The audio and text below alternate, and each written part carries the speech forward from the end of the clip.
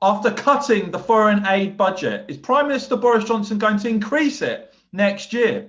Delighted to say, joining me today is the extremely well-respected political commentator, Patrick O'Flynn, who I'm delighted to announce will be my co-host on a new show called The Snap. So make sure you subscribe. I'm going to put the link down below in the top pinned comment. We'll be launching shows next week, we hope. As I said, find the channel in the top pinned comment. Patrick, really excited about this new project, and I know you are too. Yeah, I'm really looking forward to it, Michael. Obviously, we've done quite a few of these chats together, but to have our own dedicated channel to talk about breaking stories, give instant reactions, maybe angles that you're not going to get from the existing television channels that reflect more the view of the everyday person and how politics is being skewed against them, or in some respects, let's hope, back towards the mainstream. I'm really looking forward to getting going on that. Absolutely. Now, to give people a taste of what they can expect on The Snap, we're going to talk today about a story that's in the Times, Patrick.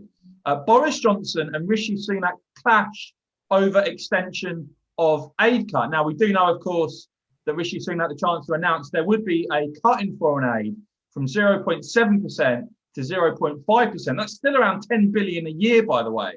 But Rishi Sunak potentially, it looks like, wants to keep that cut next year, but Prime Minister Boris Johnson potentially wants to increase the budget again next year. Patrick, what do you make of that? Well, I think it's disappointing on the part of Boris Johnson, because when the cut was announced, it was very much pitched as something that would have to be in place while we were in the sort of economic problems caused by the shrinking of the economy due to COVID and the drastic worsening of the public finances. Now, to suppose that all that is going to be dealt with and away in a single year, that's just nonsense. We already know from Rishi Sunak that restoring the public finances back to health is going to be a multi-year policy, probably a multi-parliament policy.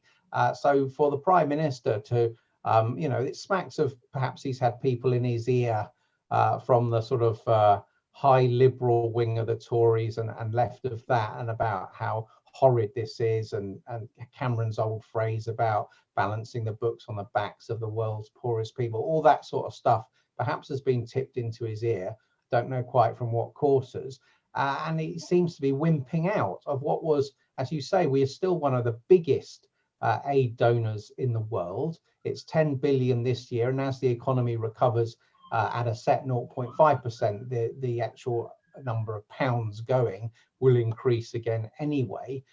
So for Boris Johnson to pull the plug on this, and the rationale for it after a single year, what will the rest of us think about longer term tax measures, specific spending cuts that affect our own lives, if the Prime Minister's message is everything's good again after a year and we can afford to go back to 0.7%? I just don't see the logic in that holding together. I mean, the usual sort of suspects of do-gooders who occupy some of the columns and TV studios always up in arms about foreign aid. But I like to give the context, Patrick, because as the OECD laid out, when it comes to gross national income, the UK's foreign aid budget was 0.7%, compared to France, which was 0.4%, Italy and Canada 0.3%, and Japan and the US only 0.2%. So even at 0.5%, incredibly generous given the dire economic circumstances we find ourselves in through this pandemic. Yes, indeed. And really, it was back in the day of Gordon Brown and Tony Blair, when they wanted to have Bono round for dinner and get patted on the back by, film stars, that they fully adopted this as policy. And obviously the Cameron project wanted to take some of that stardust and keep running with it, and believe that you basically had to be a centre left to win as a Conservative, and we know you definitely don't need to do that. So I think it's a relic of a bygone age, and this was a random number sort of written down and agreed to, I think way back in the 70s, as an arbitrary figure to give. And I think there's a lot of evidence come through in the last few years that in fact foreign aid, just increasing the volume of foreign aid, is one of the least reliable ways of raising living standards throughout the developing world. You can end up, obviously, with corruption. You're spending your own taxpayers' money in a jurisdiction that is often chaotic and often has a corrupt governing class, doesn't really have secure property rights, and perhaps imposes its own barriers to trade or faces barriers to trade from entities like the European Union. All of these are barriers, and all of these should be raising alarm bells that actually these places are the least efficient places to spend your own country's taxpayers' money, even if you believe in general that aid does good.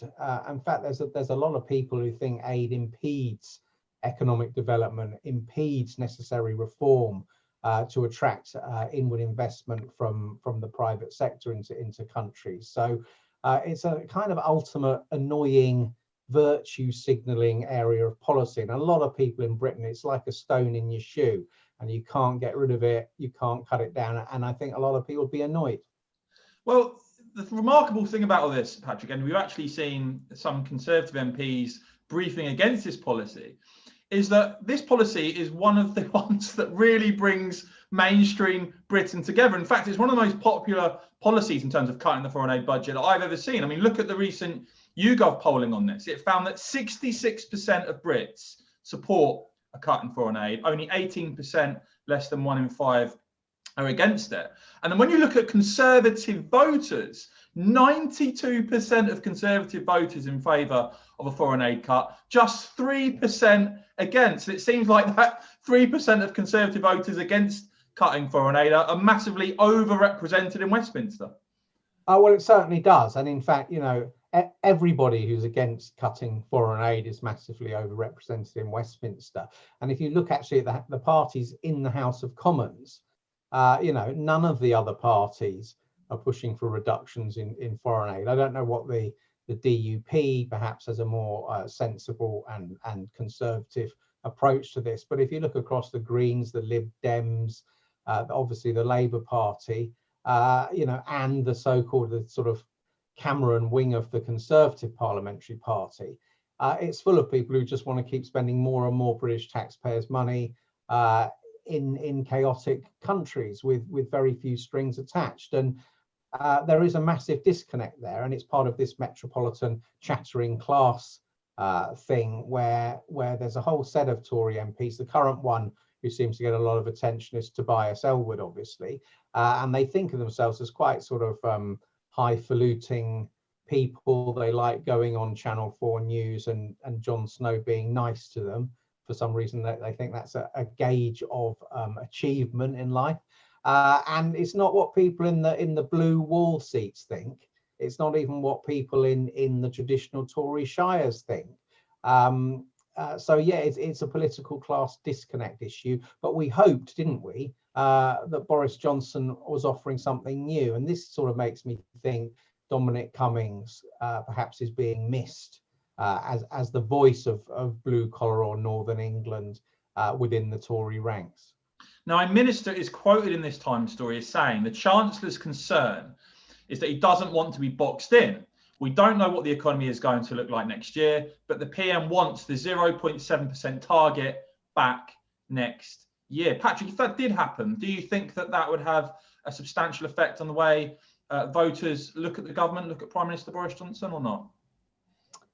I think, it wouldn't be helpful in the eyes of voters, but the overall shape of politics in this country, I suggest at the moment, is that the Conservatives have won politics. The other parties in the House of Commons are carrying permanent disabling features. Labour and its attitudes towards the flag, pushing the idea Britain's a deeply racist country and all white people in it are awful. People like Dawn Butler, Clive Lewis, Nadia Whitome, Richard Bergen as prominent faces. That party is not a potential party of government.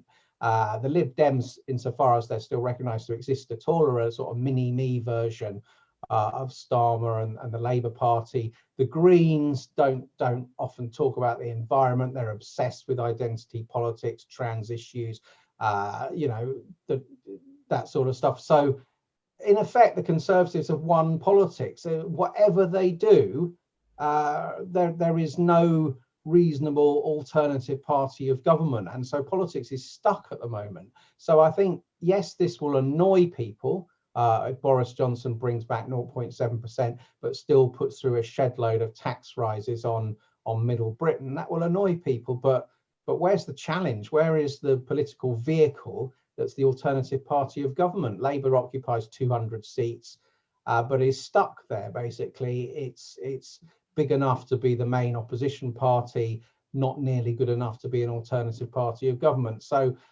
that kind of antennae of Downing Street for what do the British public think of that, the pressure's off, I think. I think the Conservatives are in total command. People will grumble a bit, but ultimately most reasonable people will think everybody else out there will be far worse and will put up with it. I mean, what I would say, Patrick, on this is when it comes to policies that are incredibly popular outside of the metropolitan bubble, like cutting foreign aid and carrying on with those cuts over the next few years, as Chancellor Rishi Sunak seems to want to do, or at least maintain the current cut, is that Conservatives actually have the opportunity, as you said now, to really I think some saw the last general election potentially as, well, Labour inevitably will bounce back. I'm not sure anymore that's going to happen. Keir Starmer, if you look at his poll numbers, something I've been digging into a bit, I mean, he's 19 points behind Boris Johnson now in the latest Redfield and Wilton poll, when people are asked, who do you think would make the better Prime Minister? And I think that actually, when you look at things like the Hartlepool by-election, if Labour were to lose that seat at the by-election in May, a seat that, of course, they even held under Jeremy Corbyn's last campaign in 2019, I actually think the way things are going, if the Conservatives were actually to hold their ground and maintain that attachment to mainstream Britain on things like cuts to foreign aid and lots of other things as well, that actually Labour could be on the road to an even worse general election result than we saw last time. I think that's right. I think, people talk about the culture war, and the Labour Party is dominated by big city opinion. Those are the communities that Labour has strong support from, and a lot of their beliefs are in stark contrast with the vast majority of the country. So can the party of Hampstead and Hackney be the party of Hartlepool anymore? Well, Labour might just hang on and think of that as a huge victory, but hanging on to Hartlepool at the start of mid-term in a Tory government which has seen this economic shock and this public health disaster unfold, and say they win by a few hundred votes and they'll celebrate that just shows you the low ebb to which they have fallen. And I think there's every chance that Labour would lose more of what's left of their so-called red wall. The Yvette Coopers of this world could be swept away. Chesterfield's another obvious place where they're coming under increasing pressure. All the East Midlands towns, there's more to lose in the northeast. You even may get to the stage where the South Wales, the valley towns start becoming very marginal. I didn't mention the Barnsley seat. So the big picture, I think, is Labour is just ebbing away as a national party, let alone a potential party of government. And probably it would require the Conservatives to be consistent as this new blue collar party and not have this flip-flopping back from Boris and presumably some other sort of highfalutin Etonians to try and win some kind of approval from the Guardian reading classes, because let's break the news to them, the Guardian reading classes are never going to approve of Boris Johnson or anyone around him anyway.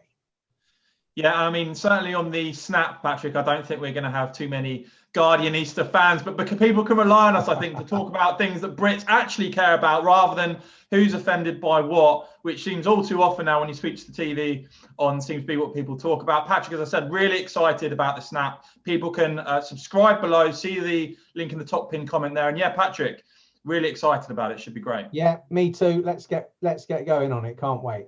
Yeah. Okay, guys, as I said, first episodes, I think, dropping next week. So make sure you subscribe. Thanks for watching, and we'll see you soon.